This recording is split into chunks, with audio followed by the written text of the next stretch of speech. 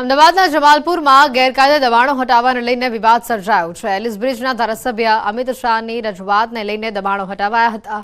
સંકલન સમિતિની બેઠકમાં સાંસદ અને ધારાસભ્યોના પ્રશ્નોની ચર્ચા કરાઈ, જેમાં જમાલપુર કાચની મસ્જિદ પાસે થયેલા ડિમોલિશનનો મુદ્દો ઉઠ્યો હતો।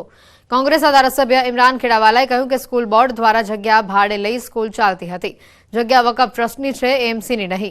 અગાઉ એલિસ બ્રિજના ધારાસભ્ય અમિત શાહે બેઠકમાં જાહેરાત કરી હતી કે જો જગ્યા એએમસીની ન હોય તો હું રાજીનામું આપી દઈશ, જે અંગે ઇમરાન ખેડાવાલાએ ધારાસભ્યને ટોણો મારતા કહ્યું કે તમે સારા વ્યક્તિ છો, રાજીનામું ન આપતા। जमालपुर कांचनी मस्जिद जे दुकानों बनाई नाखी थी, जग्या कोनी मालिकीनी छे। ए जग्याना अंदर अत्यारे मारा पासे जे प्रमाणे जवाब छे के आ जग्या वकफ कमिटी नी छे अने जमालपुर कांचनी मस्जिद ट्रस्ट नी छे। अमितभाई ए समयमां कीधुं हतुं तो आज मैं अमितभाई ने याद अपाव्युं के तमे कहेता हता के कोर्पोरेशननी जग्याना अंदर आ दुकानों बनी गई तो हूँ राजीनामું આપી દઈશ।